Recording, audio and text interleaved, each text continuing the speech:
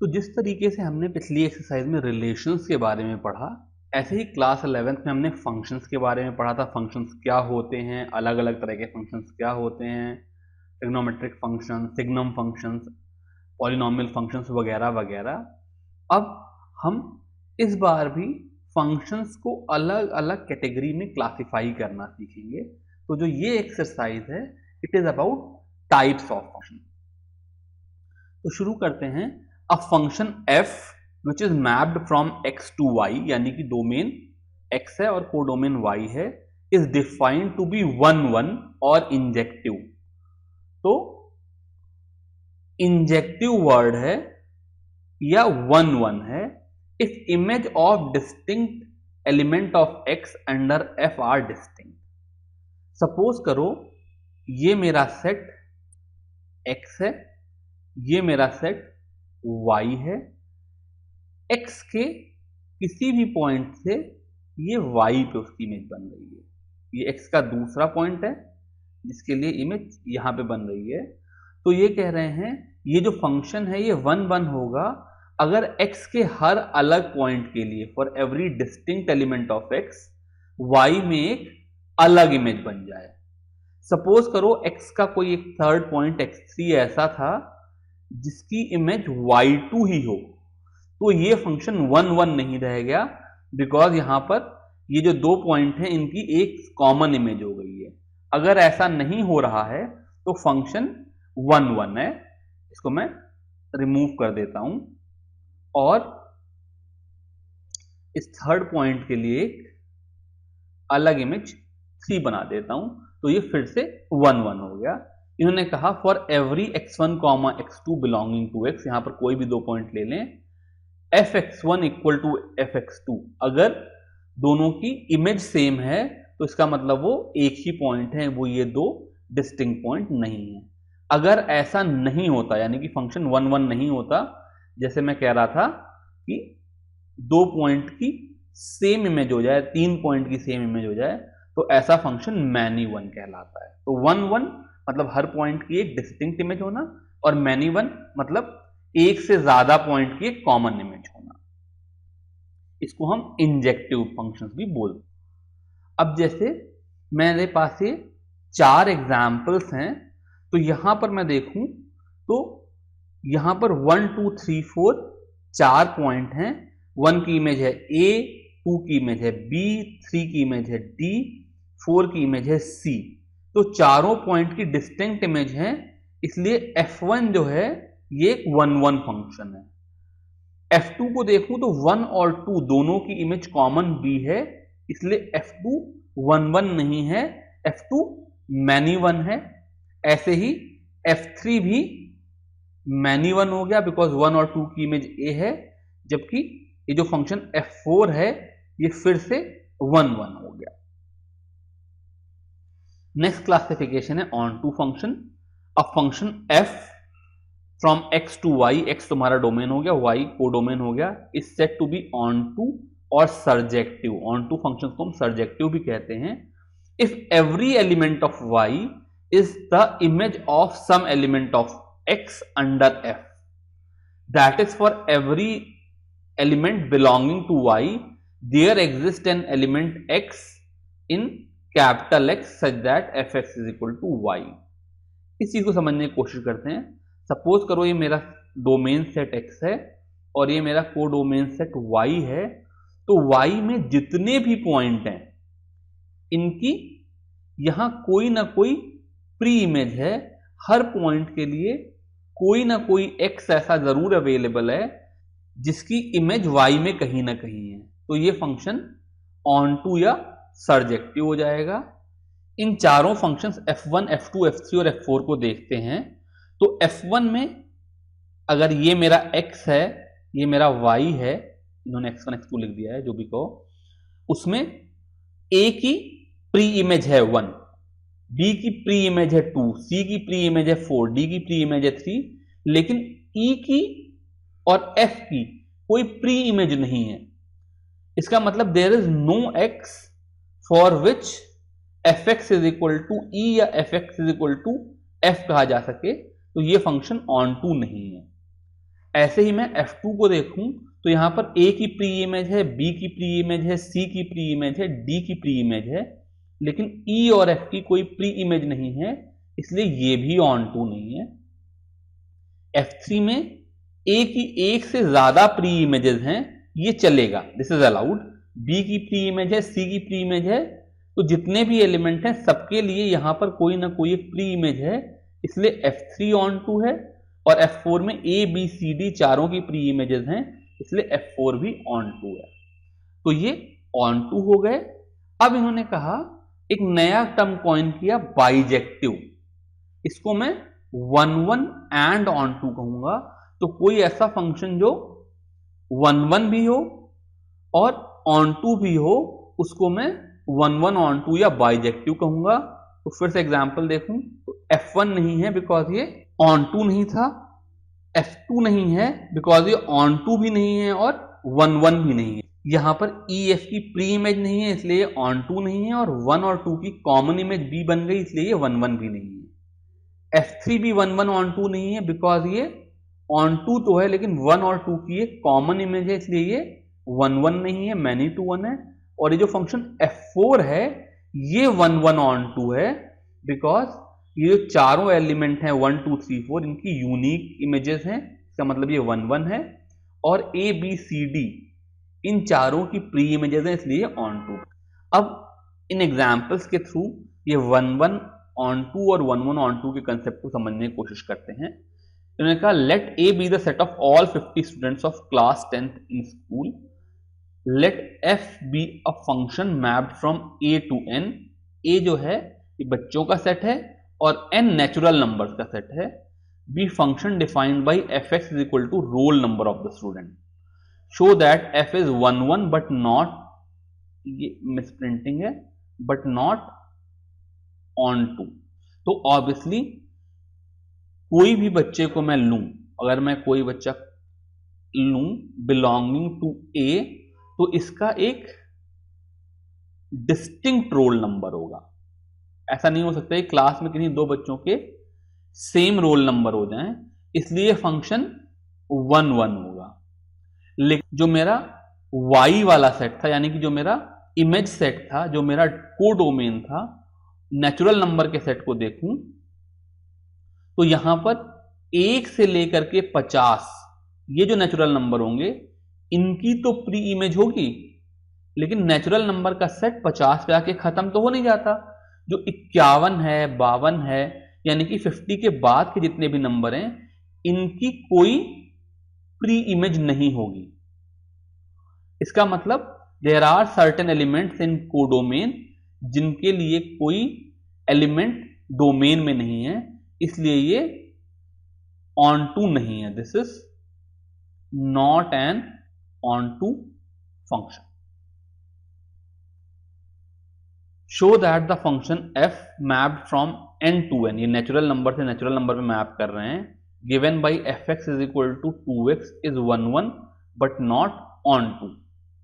तो अगर मैं यहां पर देखूं तो सपोज करो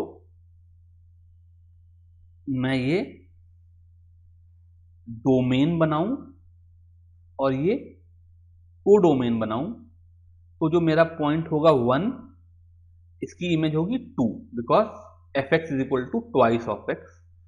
जो पॉइंट होगा 2 उसकी इमेज होगी 4। इस तरीके से हर पॉइंट की एक डिस्टिंक्ट इमेज होगी।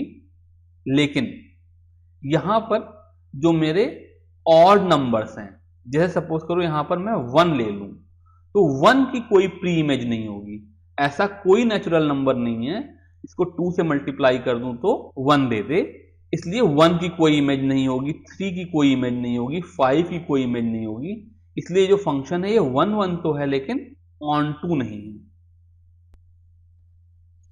नेक्स्ट प्रॉब्लम है show that the function f which is mapped from natural number to natural number given by f1 is equal to f2 is equal to 1 and fx is equal to x minus 1 for every x greater than 2 is on to but not 1-1।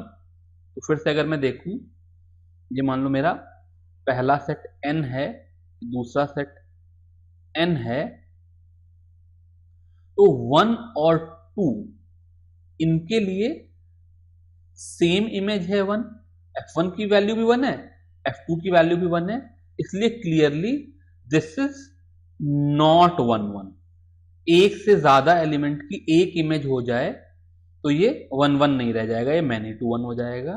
इसके अलावा जितने भी natural number है, जैसे 3 है तो इसकी कोई ना कोई इमेज 2 हो गई, 4 के लिए 3 हो गई, सो ऑन सो फोर्थ। तो 1 1 तो है नहीं, ऑन टू प्रूव करने के लिए क्या करेंगे, हम लोग मान लेंगे late y belongs to natural number be an element in codomain if y is 1 then f1 is equal to f2 is equal to y, ये तो गिवन ही है। If y is greater than 1 then मुझे पता है fx is equal to x minus 1 is equal to y, या x is equal to y plus 1 ऐसा element है जिसकी इमेज y हो जाएगी। तो इसका मतलब अगर मैं 3 को लूं तो इसकी इमेज 4 हो जाएगी, 4 विल बी मैप्ड ऑन 3। 5 की प्री इमेज 6 हो जाएगी, सो ऑन सो फोर्थ। इसलिए for every natural number greater than 1 there will be an preimage which will be equal to y plus 1। तो इसलिए ये ऑन टू हो गया। यहां पर हर एलिमेंट के लिए कोई ना कोई इमेज हो गई, इसलिए फंक्शन ऑन टू हो गया। अब ये कह रहे हैं, नेक्स्ट एग्जांपल है, show that function f which is mapped from real number to real number given by fx is equal to x square is neither 1 1 nor on 2। तो ये 1 1 नहीं है शो करना, तो बहुत सिंपल है, जैसे f minus 1 will be equal to f1 is equal to 1। तो जो स्क्वायर फंक्शन है उसकी एक से ज्यादा प्री इमेजेस होंगी। 1 की प्री इमेज -1 भी हो सकती है, 1 भी हो सकती है। 4 की प्री इमेज -2 भी हो सकती है, 2 भी हो सकती है, इसलिए ये क्लियरली 1 1 तो नहीं है। दूसरी बात क्या है, this function is mapped from real number two real number. तो अगर मैं एक्स स्क्वायर की वैल्यू कोई नेगेटिव नंबर ले लूं, तो रियल नंबर तो नेगेटिव भी हो सकता है, जैसे मान लो मैं एक्स स्क्वायर को -3 ले लूं, तो there is no x for which x square is equal to -3। तो जो -3 या कोई भी ऐसा नेगेटिव नंबर है, इसकी कोई प्री इमेज भी नहीं है, इसलिए फंक्शन ऑन टू भी नहीं है, इसलिए this function is neither 1 1 nor onto. Next example देखते हैं, show that f mapped from natural number to natural number given by fx is equal to x plus 1 if x is odd and x minus 1 if x is even is both 1 1 and on 2। सबसे पहले 1 1 prove करते हैं। तो 1 1 prove करने का तरीका क्या है कि if fx1 is equal to fx2 this implies x1 is equal to x2। ठीक है, तो सपोज कर लेते हैं fx1 is equal to fx2 है, और ये शो करने की कोशिश करते हैं x1 is equal to x2 है। तो 4 केसेस हो जाएंगे, अगर मैं x1 लूं x2 लूं तो या तो दोनों ऑड होंगे, या ऑड इवन होंगे, या इवन इवन होंगे, या इवन ऑड होंगे। तो इन केसेस को एक एक करके देखते हैं। अगर ये दोनों नंबर ऑड हैं तो ऑड फंक्शन के लिए function is given by x plus 1। इसका मतलब x1 plus 1 is equal to x2 plus 1। इसका मतलब x1 is equal to x2 है, जो कि मैं शो कर दिया, इसलिए ये 1 1 है।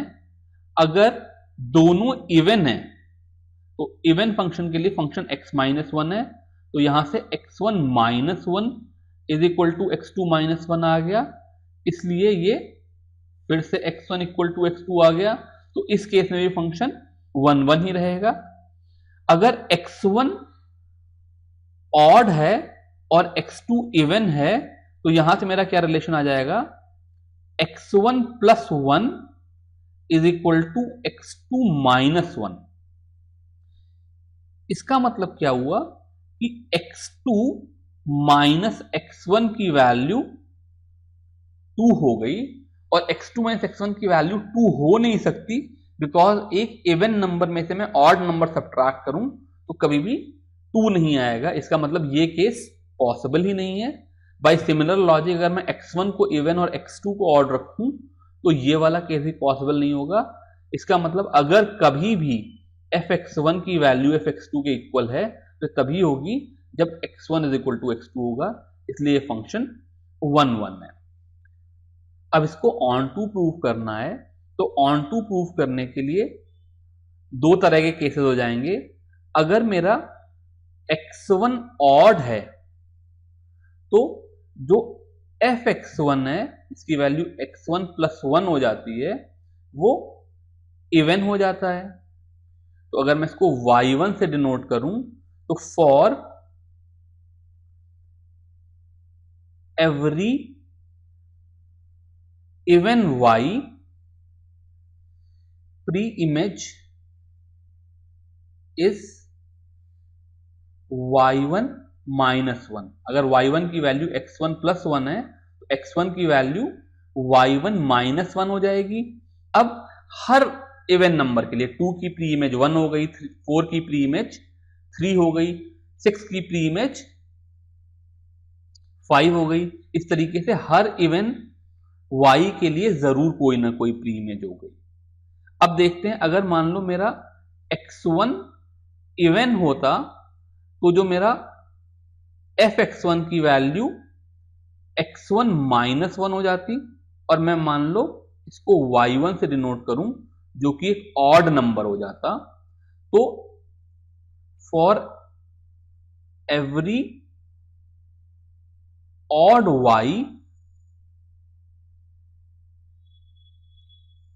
प्री इमेजेस, अब अगर मैं y1 की वैल्यू x1 माइनस 1 रखूं